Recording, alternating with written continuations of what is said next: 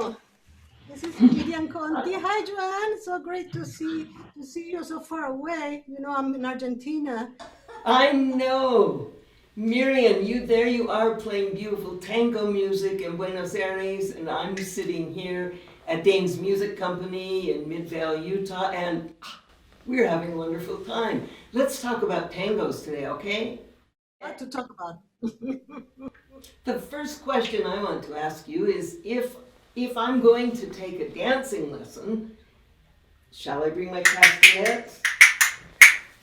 No, no, no, no, no, no, no. Save that for flamenco or Spanish dance from Spain. This music, the tango, what you just heard, comes from Argentina, where I am right now. So way, way in the southern part of Latin America. If you go even lower than Argentina, you'll end up in the glaciers with the penguins. Sure, Miriam. The tango comes from Argentina, but specifically from the city of Buenos Aires. And Buenos Aires is the capital of Argentina.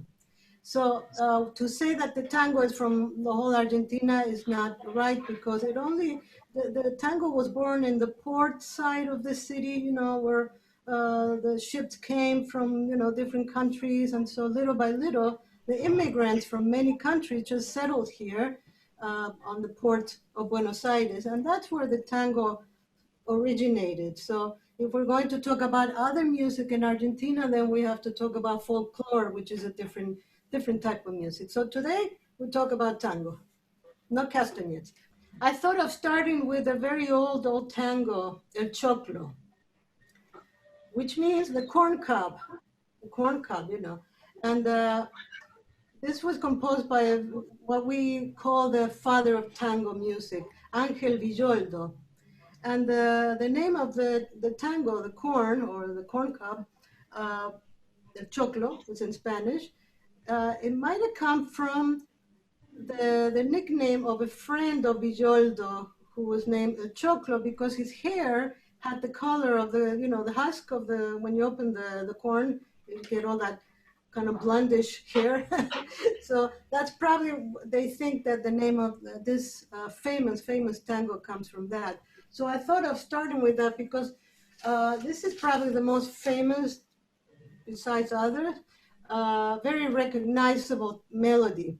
And the reason I want to play this for you is because I want to explain how the tango works, why is, the structure, like how many parts, the differences, and the contrast of melody and the rhythm. So the number one thing here is rhythm. So I'll start with El Choclo, which was written in 1903. So that's a long time ago, before I was born, before Jan was born, everybody, right? So this is El Choclo.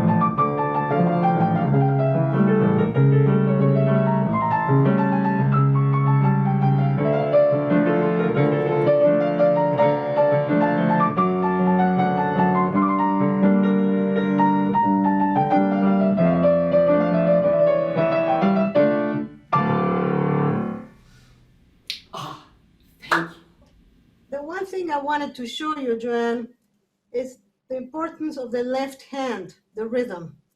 So I'm just gonna do,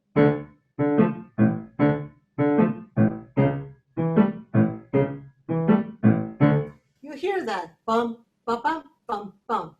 That's a very typical rhythm from the beginning of this times, 1900. So this is what you will hear around this time. Um, the next piece that I'm going to play for you, which is only 10 years later, it changes completely. That's so much fun. That's what's fun about music. Composers have such great ideas and they end up with something new. So Re Fa Si, which is the next tango, um, it's called Re Fa Si because you know the notes, right? Do, re, mi, fa, sol, la, si, do. So the composer decided to start the piece on Re, Fa, Si, Re, Fa, Si. Of course, the Fa, the F is F sharp, but it's okay. So that's the beginning of the piece, Re, Fa, Si. But I want you to pay attention to the left hand now on this piece compared to the one I just played. It completely changes. That's what's so much fun. So remember, this is the choclo, that rhythm, right? And it goes through the whole piece, even, okay? So you hear that rhythm. Now, listen to what happens now with this tango by Delfino, Re, Fa, Si, which is very interesting piano because it was written really for piano. He was a great pianist, Enrique Delfino.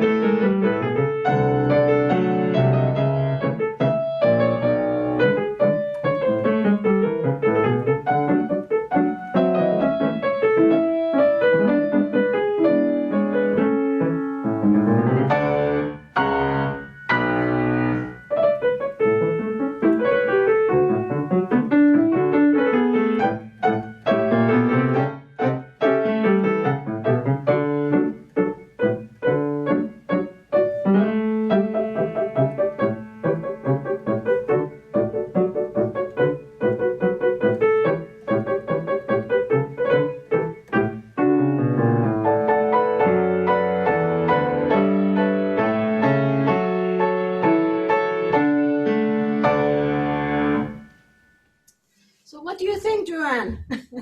Thank you, Mary. I think that was just so much fun. Both of those tangos are beautiful. Thank you. Now, I think you said something about wanting to show us an instrument because tangos weren't always composed for the piano, were they? No. Originally, the piano didn't even exist in many houses. I mean, the rich people had pianos. We're talking about late 1800s, early 1900s. So most of it was guitar, violin, flute, of course, a lot of singing. And this instrument, which I'm going to get up to get it, this is so much fun. I love this instrument. Can you play it? And it's very hard to play this thing. Oh, so difficult. I tried to take a lesson and I said, forget it, too much. So you look at the buttons on each side. Yes. And when you look at the keys on the piano, which you said, they go consecutively, they go up and down, and it's very easy. But here, there's no such a thing as consecutive buttons for to do in the scale. So, but the interesting thing about this is that I'm gonna put it higher. So I'm gonna put one finger here, okay, and any of the keys. I'm just gonna random. I'm gonna put another, maybe two, I don't know, I'll play anything, doesn't matter what note, okay? And I'm gonna keep those fingers there. Now, see what happens when I open the instrument. I'm not moving the fingers, okay? I'm just keeping. I'm gonna close it now.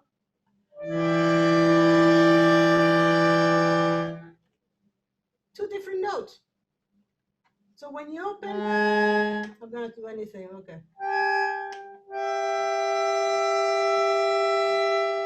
That's opening, but closing is a different sound. Isn't that something? Amazing instrument, sounds like an organ, but you have to know how to play this, and this is, when you do scales, like a C major scale, the buttons are all over the place. It's not like I'm playing da da da da. No, it's not that way. So it's a very difficult instrument, but this is the instrument that is used for tangos. It's a beautiful instrument. So anyway, that's as much as I can play the bandoneon. Thank you, Miriam. Uh, you know, sometimes when I'm listening to a tango, I get sort of anxious, like what a big surprise might be coming. Like, wait for it. Can you explain why maybe I feel that way in tango music? It has to do with what? With rhythm. We're going to rhythm again. Okay, I see.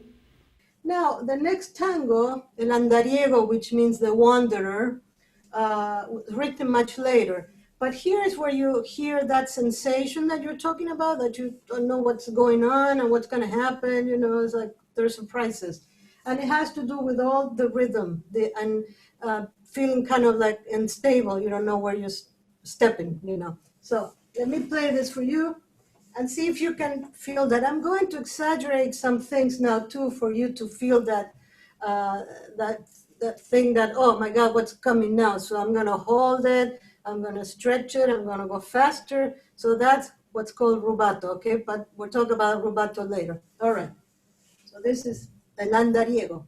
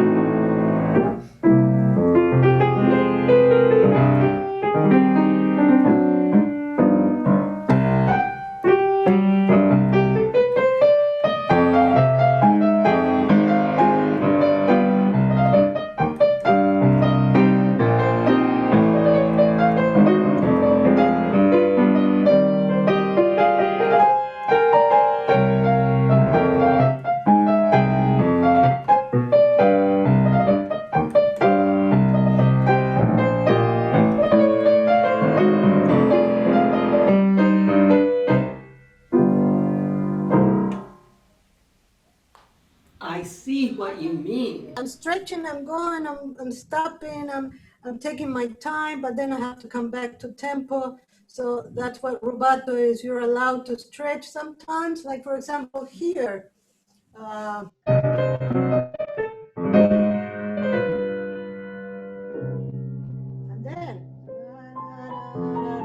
and then it creates a beautiful kind of what you were talking about, that you don't know when it's coming. So of course, when you're dancing this, it's difficult because the couple, this is danced by a couple, so they have to kind of follow the music, and they stop and they go. They're on, not all the time. They're just turning around and around and around. I mean, they stop and take their time. So that's, I think, if I explained it well, if that's what you feel. That is exactly right, Miriam. That is exactly what I feel. Thank you. Thank you for explaining that. You know, Miriam, sometimes when I listen to music, all kinds of music, I like to make up a story. Do tangos have stories to them sometimes? The interesting thing that is most of the tangos have lyrics, they have words. But the next tango that I'm playing for you comes from the a little later, 1920s. And the 1920s, like in the United States and like here in Argentina, the vocal music was starting to come out. So all these famous singers were coming out, and the composers were writing for them because they were famous. So if you had, I don't know, for example, you wrote a song now and Bruce Springsteen or Madonna sings it, I mean, it's great for you, right? So the same thing there. They would sing these songs, they became popular. And of course, the words to the tangos are important. For example, this one, the title is the one that never had a boyfriend. That's it's so sad. That's the name. Nunca tuvo novio, which means she never had a boyfriend. Okay, so of course the words will describe this poor young lady, or maybe older woman. We don't know how old she is, but she never had a boyfriend, so she keeps reading all these love stories and waiting for his, blueprints to come through the window, and never happened. So it's kind of a sad story. So you have to kind of feel that, you're in that place of that person and feeling lonely and not having a companion. So that's the name of this tango. So it has to be played with a lot of, feeling, and very lyrical too. Lyrical means vocal because it has to be sung. So the piano has to sort of imitate the voice in a way. But you will notice in this tango, it was written by Agustin Bardi, who was a composer that was trained classically, and he loved Chopin. You know Chopin, right? The great Chopin. We do know Chopin. So you will notice on the middle section of this tango, the left hand, it sounds like the Chopin prelude or any of those pieces. So it's a very interesting piece. But at the same time, it's a very sad, melancholic, nostalgic piece. And don't go crying now, okay?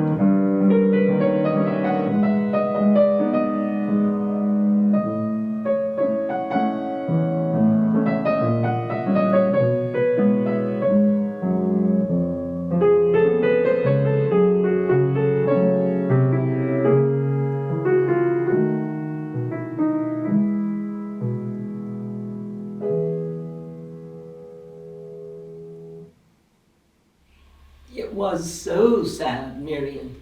I could imagine this poor woman walking out under the stars just saying, "Where is he?" Miriam, another sad thing I'm sorry to tell you is our time is almost up. Miriam, will you just play one of your very most favorite tangos for us as the final piece of today? Well, I gotta play this because this is really a piano piece, and it was written by a real pianist, Mariano Mores, very famous. So this is really for piano, not easy.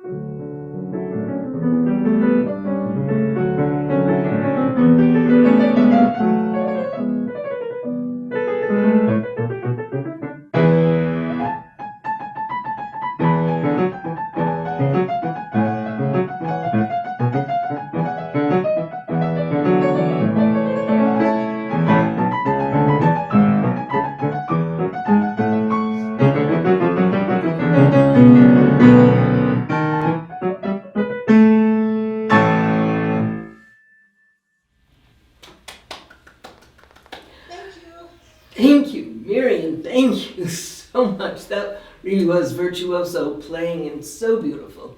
I think people should know that you have recorded these things. The recording, I believe, the CD is available just starting today.